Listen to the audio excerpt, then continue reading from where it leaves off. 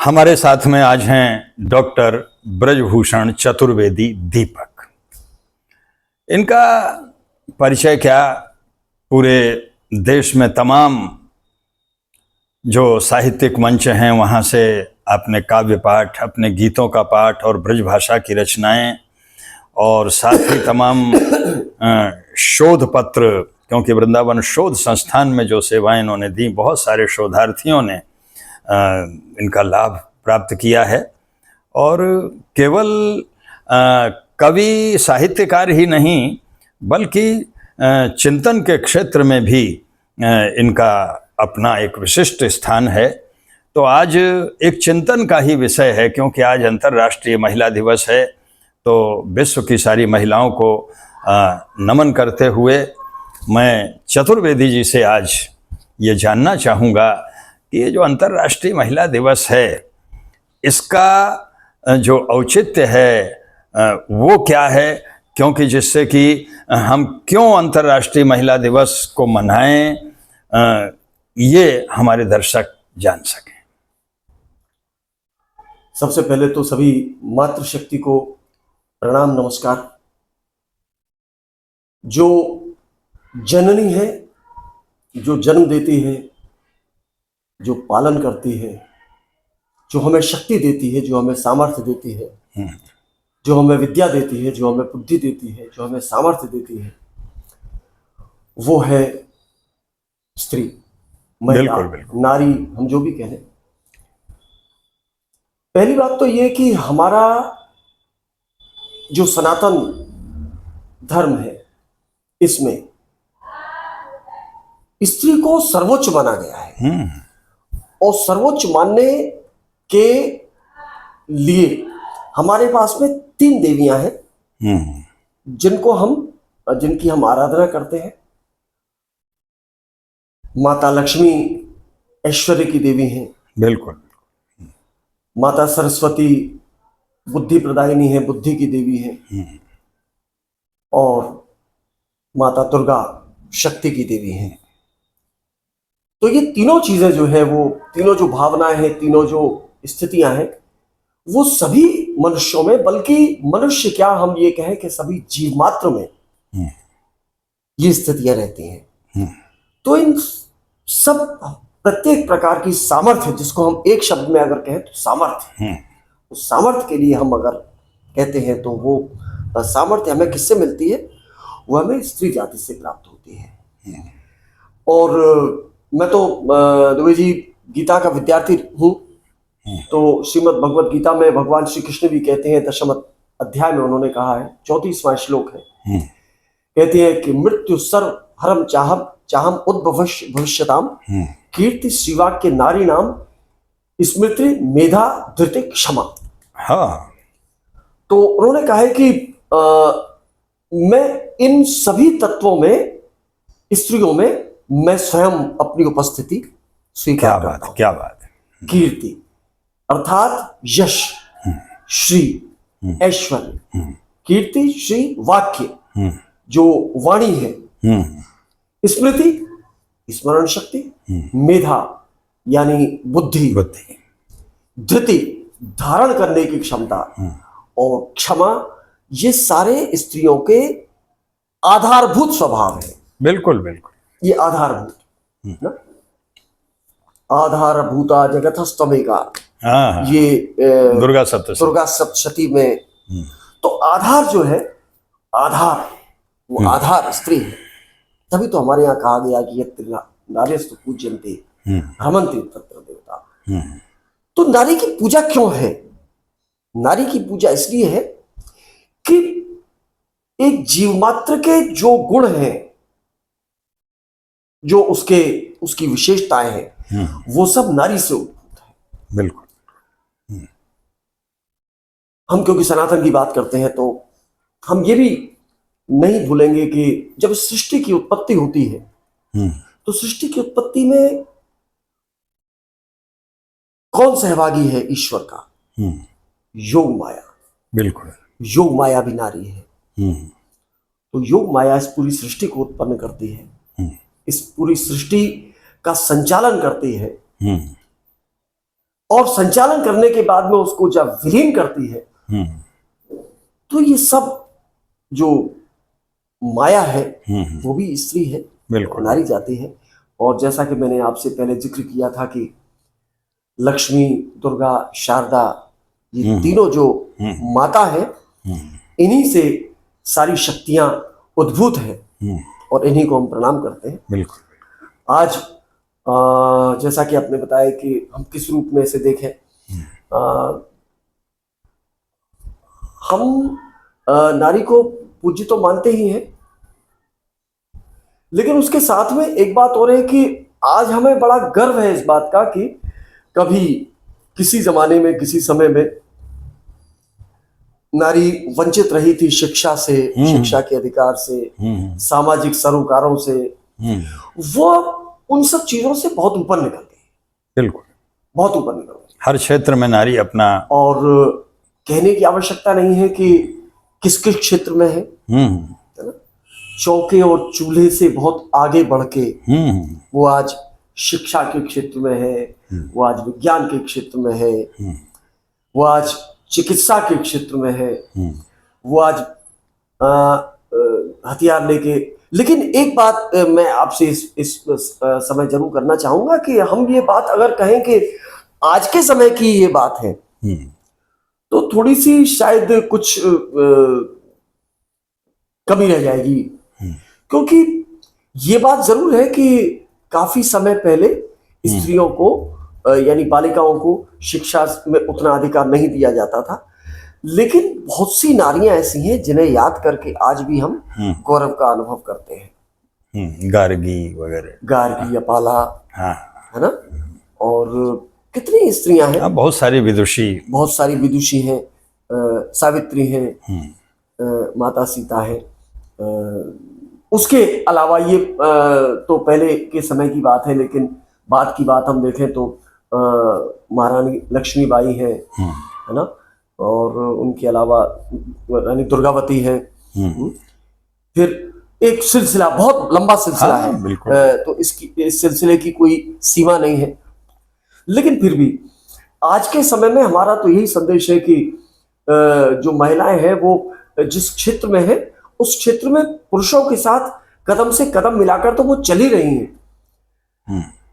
अपने आप को जो कहते हैं ना कि नारी अबला है, तो मुझे लगता है कि अब वो समय नहीं है कि नारी को हम अबला कहें।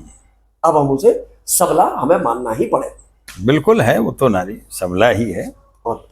और एक चलते चलते और मन में जिज्ञासा हो रही है कि वर्तमान समय में, आज के समय में, जब हम 2026 में अंतर्राष्ट्रीय महिला दिवस मना रहे हैं, तो इसमें जो निश्चित रूप से आपने जो कहा कि एक समय था जब थोड़ा सा उनकी शिक्षा और उस पर प्रतिभा के विकास में ध्यान थोड़ा कम दिया गया, उनको थोड़ा नीचे रखा गया, तो उनको समानता, न्याय और लैंगिक समानता ये सब उनको प्राप्त हो, सुरक्षा व्यवस्था सब अच्छा होता जा रहा है। और एक तरह से जो नारी सशक्तिकरण है वो भी बहुत अच्छा चल रहा है। पर ये सब मैं जहाँ तक समझता हूँ कि इस तरह के जो महिला दिवस वगैरह हुए और एक ये जो क्रांतिकारी कदम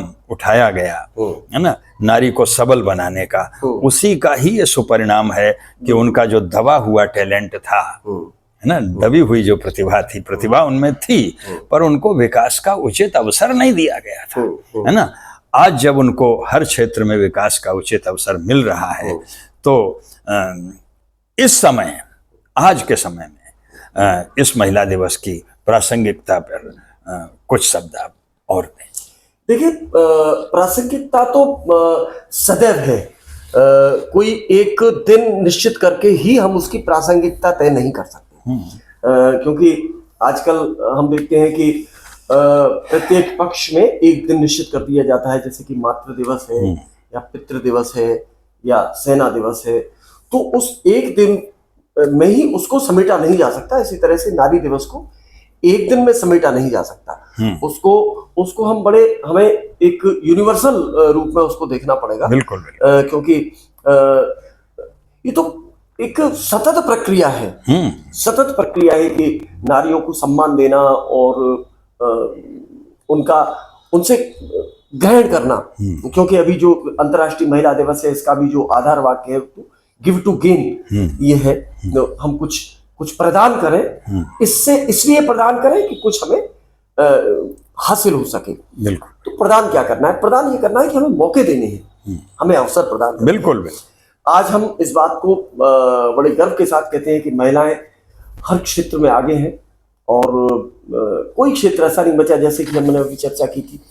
लेकिन उसके बावजूद भी फिर भी कुछ ऐसे स्थान या ऐसे बैकवर्ड इलाके हैं जहां पर अभी महिलाओं को उतनी आजादी से पढ़ने लिखने की या अपने मनचाहे क्षेत्र में जाने की आजादी अभी भी शायद नहीं है। मैं इसमें शायद का उपयोग कर रहा हूं क्योंकि सामाजिक रूप से और मानसिक रूप से और शासकीय रूप से आज काफी बहुत परिवर्तन आया है समाज में।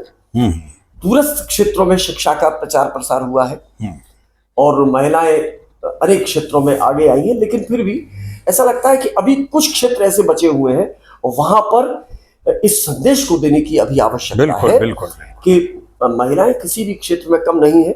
हालांकि ये बात मैं कहूंगा कि नारी को का जो मूलभूत स्वभाव है, वो मूलभूत जो एक प्राकृतिक स्वभाव है, वो उसकी कोमलता है। बिल्कुल बिल्कुल। उसको हम नकार नहीं सकते, उसको हम किसी भी रूप में नहीं नकार सकते। बिल्कुल। वो चाहे हम शारीरिक रूप से ले लें या हम मानसिक रूप भावनात्मक रूप से या भावनात्मक रूप से ले लें, तो कोमलता जो है वो नारी का एक प्राकृतिक गुण है। वात्सल्य है वो, क्योंकि उसका कारण है उसका वो वात्सल्य जो आपने कहा बहुत बड़ी बात है। वात्सल्य इसलिए कि वो जननी है, वो जो जननी होगी उसी में तो वात्सल्य होगा। आज एक चीज और देखें आप कि नारी को केवल हम पुरुष या नारी को हम मनुष्य के रूप में ही नहीं देखें, हम तो जीव मात्र में देखते हैं। जीव मात्र में, प्रकृति में देखें, एक जो पशु में भी जो फीमेल होती हैं उनको अपने बच्चों से कितना स्नेह होता है। एक बंदर को देखें, वो अगर अपने उसका जो छोटा सा बच्चा है वो चिपका ही रखती है उसको। किसी भी तो वो मातृत्व जो है, एक गाय है, उस गाय के सामने जो उसका बछड़ा है, हम कहते हैं ना कि जो वत्स शब्द जो है, गोवत्स जो बेटे को वत्स कहा जाता है, वत्स जो है वो गऊ के बेटे से यानी कि बछड़े से हमने प्राप्त किया है। तो इसका मतलब यह हुआ कि केवल पुरुष और स्त्री नहीं, वो स्त्रीत्व, वो नारीत्व जीव मात्र में है, पशु मात्र में है, पक्षी मात्र में, हर जो जीवधारी है उसमें वो नारीत्व है। और वो नारीत्व कोमलता का प्रतीक है, मातृत्व का प्रतीक है, वात्सल्य का प्रतीक है। बहुत बढ़िया। ये जो वात्सल्य है, ये जो मातृत्व है, ये इससे आगे बढ़कर अब महिलाओं ने अपने जो हुनर है वो दिखाने शुरू किए हैं, शक्ति के रूप में भी और बौद्धिक कार्यों में भी। तो उसमें नारियां हर क्षेत्र में आगे हैं और हम तो यही कामना करते हैं और ये एक विश्वास भी रखते हैं कि आगे आने वाले समय में जो ऐसे क्षेत्र हैं जहां पर नारियां अभी, स्त्रियां अभी वंचित हैं उन सुविधाओं से, वो सुविधाएं भी उन्हें पूरी तरह से मुहैया कराई जाएं। दोनों की जिम्मेदारी है, शासन की यानी सरकार की भी जिम्मेदारी है और समाज की भी जिम्मेदारी है, बौद्धिक लोगों की भी जिम्मेदारी है। आप जैसे लोगों का विशेष उसमें योगदान आवश्यक है, क्योंकि शिक्षा के क्षेत्र से आप जुड़े हुए हैं। हमारे कवियों ने भी नारी के बारे में बहुत लिखा है ना। नारी तुम केवल श्रद्धा हो, गुप्त जी, जयशंकर प्रसाद है ना। जयशंकर प्रसाद के लज्जा सर्ग का है। लज्जा सर्ग का बताइए। तो ये तो हमने हमेशा प्रणाम किया है महिलाओं को और हम एक बार फिर सभी जो मातृ शक्ति है उनको प्रणाम करते हैं और ये आशा करते हैं कि हमें भी आपसे कुछ सीखने को मिले। बस यही कामना है। बहुत बहुत धन्यवाद। अंतर्राष्ट्रीय जगत की सभी मातृशक्ति को हम प्रणाम करते हैं। बहुत बहुत धन्यवाद चतुर्वेदी जी। आज की जो परिचर्चा है कई अर्थों में बहुत ही सार्थक हुई है, उपलब्धिपूर्ण हुई है, और जो लोग दर्शक हैं वो लोग भी इसको समझेंगे कि जो कोमलता है स्वभाव की वो कितनी महत्वपूर्ण है। और मैं यही कहना चाहूँगा इस चर्चा में कि एक ये जो अंतर्राष्ट्रीय दिवस है ना, अंतर्राष्ट्रीय दिवस के लिए गुलाबी रंग को प्रतीक माना गया। वाह, गुलाबी। हाँ, गुलाबी रंग, ये जीके का भी प्रश्न हो जाता है कि गुलाबी रंग प्रतीक है इसका, और गुलाबी रंग जो है वो न्याय और समानता की भावना का प्रतीक है ना। और दूसरा मैं ये कहना चाहूँगा कि वही बात कि अगर कोई स्त्री मनचाही हंसी हंस न सके, है ना, और उसे अनचाही हंसी हंसनी पड़े तो वो दबाव में है। इन दबावों से मुक्त हो करके हमारे यहाँ एक मुझे याद आ गया, एक बात और कही जाती है कि किसी परिवार में अगर पुत्री का जन्म हो जाता है तो उसके 7 कुल तर जाते हैं, 7 पीढ़ियां तर जाते हैं, बिल्कुल 7 पीढ़ियों का उद्धार हो जाता है। तो पुत्री जन्म पर भी हम लोग खुशियां मनाते हैं। बिल्कुल बराबर। जब बहू आती है घर में तो हम खुशियां मनाते हैं। घर में अगर बहन नहीं होती है, बेटियां नहीं होती हैं, तो वो घर अधूरा है, वो सूना है। माता अगर हमारे घर में है तो सम्मान का प्रतीक है, हमारे ऊपर एक वरद हस्त एक आशीर्वाद बना रहता है। तो नारी हर रूप में पूज्य है और वरेण्य है, स्तुत्य है। चलिए, आज की सार्थक परिचर्चा के लिए बहुत बहुत धन्यवाद चतुर्वेदी जी, और सभी महिलाओं को, सभी नारी शक्ति को बहुत बहुत बधाई। धन्यवाद।